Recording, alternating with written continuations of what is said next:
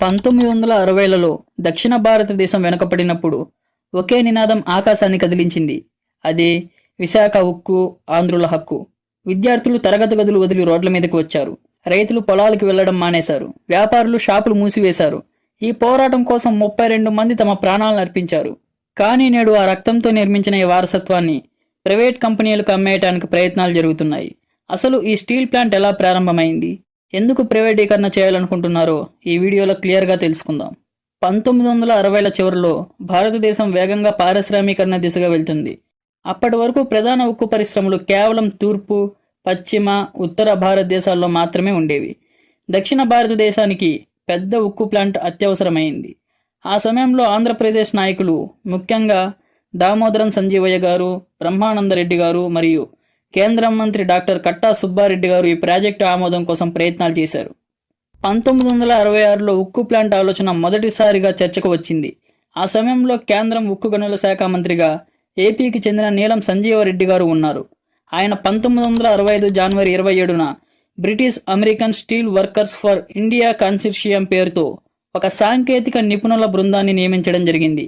వీరి పని ఏంటంటే సౌత్ ఇండియాలో స్టీల్ ప్లాంట్ పెట్టడానికి ఏ ప్రదేశం అనుగుణంగా ఉంది అని సెలెక్ట్ చేయడం. వీరు ఆంధ్రప్రదేశ్లో విశాఖపట్నం, నెల్లూరు, కడప ఈ 3 ప్రదేశాలను సెలెక్ట్ చేయడం జరిగింది. చివరికి సముద్ర తీరం సమీపంగా మరియు రైల్వే కనెక్టివిటీ కారణంగా విశాఖపట్నాన్ని సెలెక్ట్ చేశారు. కానీ కేంద్ర ప్రభుత్వం ప్రాజెక్టును వాయిదా వేసింది. 1966 జనవరి 11వ తేదీన ప్రధానమంత్రిగా ఉన్నటువంటి లాల్ బహదూర్ శాస్త్రి గారు చనిపోవడం జరిగింది. ఆ తరువాత ఇందిరాగాంధీ గారు ప్రధానమంత్రి అయ్యారు. ఆ సమయంలో తమిళనాడు, కర్ణాటక రాష్ట్రాలు కూడా మాకు ఉక్కు ఫ్యాక్టరీ కావాలని పోటీకి వచ్చాయి. ఆంధ్రప్రదేశ్ ముఖ్యమంత్రి అయినటువంటి బ్రహ్మానందరెడ్డి గారు పోరాడకపోతే ఆంధ్రులకు ఏ హక్కులు రావని, విశాఖ ఉక్కు అనేది పోరాడి తెచ్చుకోవాలి అని చెప్పారు.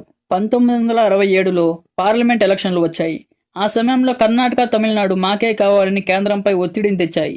ఇందిరాగాంధీ గారు స్టీల్ ప్లాంట్ని మేము ఎవ్వరికీ ఇవ్వలేదు అని చెప్పి వైజాగ్లో పెట్టాలనుకున్న స్టీల్ ప్లాంట్ని పెట్టనివ్వకుండా ఆపివేశారు. ఇవే కాక కేంద్ర ఉక్కు శాఖ మంత్రిగా ఉన్నటువంటి నీలం సంజీవరెడ్డి గారిని తెలుగువాడు అవ్వడం కారణం చేత వైజాగ్లో స్టీల్ ప్లాంట్ పెట్టాలనుకుంటున్నారు అని భావించి తన పదవి నుంచి తీసేయడం జరిగింది. వైజాగ్ స్టీల్ ప్లాంట్ వెనక్కి తీసుకోవడంతో ఆంధ్రప్రదేశ్లో ఉన్న ఎమ్మెల్యేలు, ఎంపీలు మొత్తం 67 మంది రాజీనామా చేశారు. అదే సమయంలో గుంటూరు జిల్లా తాడుకొండకి మాజీ ఎమ్మెల్యే అయినటువంటి తమలంపల్లి అమృతరావు గారు విశాఖ అనేది కేంద్రం వేసే భిక్ష కాదు, ఇది ఆంధ్రుల హక్కు అని చెప్పి వైజాగ్ కలెక్టర్ ఆఫీసు ముందు 1966 అక్టోబర్ 15వ తేదీన ఆమరణ నిరాహార దీక్షకు కూర్చున్నారు. పోలీసులు ఆమరణ నిరాహార దీక్ష నేరమని చెప్పి 3 రోజుల తరువాత అరెస్టు చేసి రాజమండ్రిలో ఉన్న సెంట్రల్ జైలుకి తరలించడం జరిగింది. అక్కడ కూడా ఆయన ఎటువంటి ఆహారం తీసుకోకుండా ఆమరణ నిరాహార దీక్షను కొనసాగించారు. అప్పుడు ఆంధ్రప్రదేశ్ అంతా ఒక మహా ఉద్యమ జ్వాలలాగా ఎగిసిపడింది. ఒకే నినాదం, విశాఖ ఉక్కు, ఆంధ్రుల హక్కు. ఈ పోరాటం కోసం విశాఖపట్నం, విజయవాడ, గుంటూరు యూనివర్సిటీ విద్యార్థులు అంతా పాల్గొనడం జరిగింది. రాష్ట్ర వ్యాప్తంగా రైలు రోకో బంద్లు ప్రకటించారు. పోలీసులు కాల్పులు జరిపారు. ఇందులో 32 మంది మృతి చెందడం జరిగింది. ఈ రక్తపాతం కారణంగానే కేంద్ర ప్రభుత్వం వెనక్కి తగ్గింది. చివరికి కేంద్ర ప్రభుత్వం 1966 నవంబర్ 3వ తేదీన ఈ మహా ఉద్యమం ముందు తలవంచింది. విశాఖలోనే స్టీల్ ప్లాంట్ ఫ్యాక్టరీని ఏర్పాటు చేస్తామని అధికారికంగా ప్రకటించడం జరిగింది.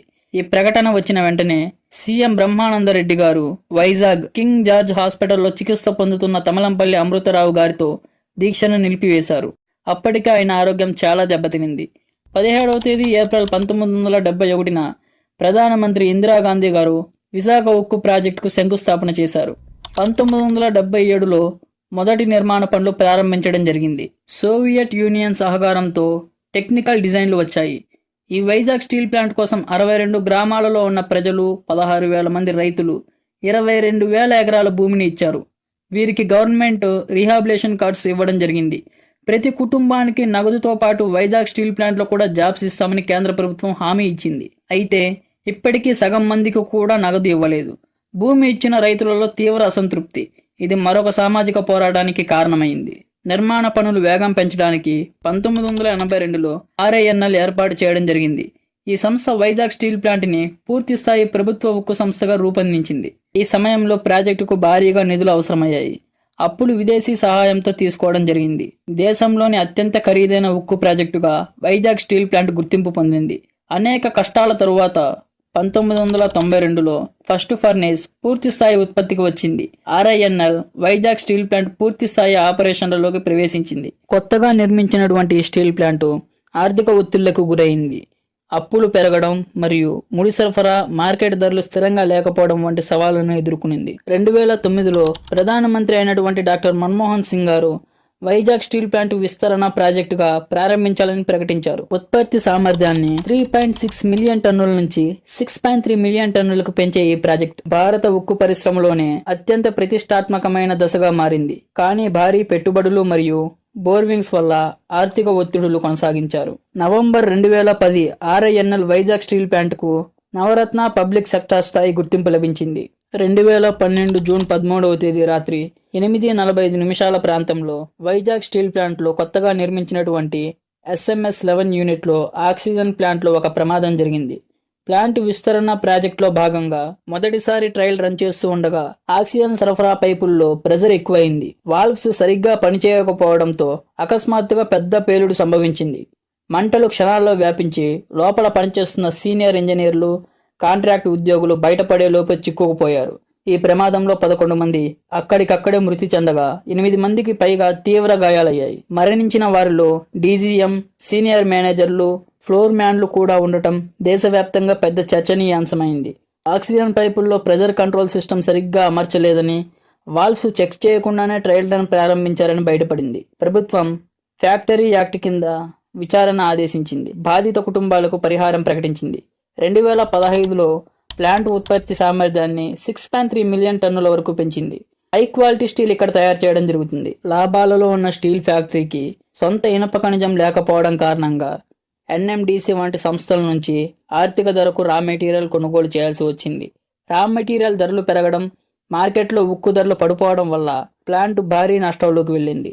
2021 నాటికి ప్లాంట్ మొత్తానికి ఉన్న అప్పు 22,000 కోట్లకు పైగా చేరుకుంది. ప్రతి సంవత్సరం 2,000 నుంచి 3,000 కోట్లు వడ్డీలకు మాత్రమే చెల్లించాల్సి వస్తుంది. కేంద్రం ప్రకారం ఇంత పెద్ద అప్పులు ఉన్న సంస్థలను నష్టాల నుంచి బయటకు తీయడం కష్టం కాబట్టి ప్రైవేటీకరణ మాత్రమే మార్గమని చెబుతుంది. టాటా స్టీల్స్, JSW, SAL వంటి ప్రైవేట్ పబ్లిక్ కంపెనీలకు సొంత ఇనుప ఖనిజం మైన్స్ ఉన్నాయి. కానీ ఆర్ఐఎన్ఎల్కి ఒక మైన్ కూడా లేదు. దీనివల్ల వారు తక్కువ ధరలో రా మెటీరియల్స్ తెచ్చుకుని ఉత్పత్తి ఖర్చు తగ్గించుకుంటున్నారు. కానీ వైజాగ్ స్టీల్ ప్లాంట్ మాత్రం అధిక ధరకు కొనాల్సి వస్తుంది. మన ఆంధ్రప్రదేశ్లో అనంతపురం, ప్రకాశం జిల్లాలో 18 సంవత్సరాలకు సరిపడే గనులు ఉన్నాయి. 2020లో వైజాగ్ స్టీల్ ప్లాంట్కి సొంత మైన్స్ ఇవ్వాలని ఆంధ్రప్రదేశ్ ప్రభుత్వం రిక్వెస్ట్ చేసింది. కానీ కేంద్రం స్పందించలేదు. కేంద్రం దీన్ని ఉద్దేశపూర్వకంగా చేయడం వల్లే ప్రైవేటీకరణ కోసం పరిస్థితులు క్రియేట్ చేసిందని ఉద్యోగులు, యూనియన్లు ఆరోపిస్తున్నారు. 2021 బడ్జెట్లో కేంద్రం మినిమం గవర్నమెంట్, మ్యాక్సిమం గవర్నమెంట్ అనే నినాదం ప్రకటించింది. నష్టాలు చేస్తున్న పబ్లిక్ సెక్టర్ యూనిట్స్ ని అమ్మేసి ప్రైవేట్ సెక్టార్స్ కి ఇవ్వాలని నిర్ణయం తీసుకుంది. BPCL, air India, LIC share విక్రయాలు వంటి నిర్ణయాలు తీసుకున్న తర్వాతే వైజాగ్ స్టీల్ ప్లాంట్ కూడా డిజిన్వెస్ట్మెంట్ జాబితాలో చేర్చింది. కేంద్రం ప్రకారం ప్రైవేట్ మేనేజ్మెంట్ లో సంస్థలు లాభదాయకంగా మారుతాయని చెబుతున్నారు. ఈ వైజాగ్ స్టీల్ ప్లాంట్ పోర్టుకి చాలా దగ్గరగా ఉంది. ఇది ఉక్కు ఎగుమతులకు స్ట్రాటజిక్ ప్లేస్. అలాగే access to south east Asia market. పెద్ద ప్రైవేట్ కంపెనీలు దీన్ని టార్గెట్ చేస్తున్నాయి. ఎందుకంటే తక్కువ ఖర్చుతో రవాణా సౌకర్యం, సముద్ర మార్గం ద్వారా రా మెటీరియల్స్ సులభంగా తెచ్చుకోవచ్చు. అందువల్లే టాటా స్టీలు, JSW, POSCO వంటి కంపెనీలు దీన్ని కొనుగోలు చేయాలని ఇంట్రెస్ట్ చూపిస్తున్నాయి. 1970లలో విశాఖ ఉక్కు ఆంధ్రుల హక్కు అనే నినాదంతో ఈ ప్లాంట్ కోసం 32 మంది ప్రాణాలను అర్పించారు. ఇది కేవలం ఫ్యాక్టరీ కాదు, ఆంధ్రుల గౌరవం. కేంద్రం 2014లో ప్రత్యేక హోదా వాగ్దానం ఇచ్చినప్పటికీ ఆ తర్వాత అది నెరవేర్చలేదు. ఇప్పుడు ప్లాంట్ని ప్రైవేటీకరణ చేయడం ద్వారా ఆంధ్రప్రదేశ్ ప్రజలు నమ్మకాన్ని కోల్పోతారనే భయం ఉంది. అయినప్పటికీ కేంద్రం ఆర్థిక కారణాలు చూపించి నష్టాల్లో ఉన్న సంస్థలను ప్రభుత్వ నిధులతో కాపాడలేమని చెబుతుంది. కానీ ఉద్యోగులు, రాజకీయ నాయకులు మాత్రం ఇది కేవలం ప్రైవేట్ కంపెనీ పెద్దలకు మేలు చేసే నిర్ణయమని ఆరోపిస్తున్నారు. 4,890 కోట్లతో నిర్మించినటువంటి స్టీల్ ప్లాంట్ ద్వారా ఇప్పటి వరకు కేంద్రానికి వచ్చిన ఆదాయం 60,000 కోట్లకు పైనే. కేంద్రం నిజంగా ఆర్థిక సంక్షోభాన్ని పరిష్కరించాలనుకుంటుందా, లేక ఎవరైనా ప్రైవేట్ కంపెనీ దిగ్గజాలకు లాభాలు అందించాలనుకుంటుందా? దీని గురించి మీరేమనుకుంటున్నారో కామెంట్ చేయండి.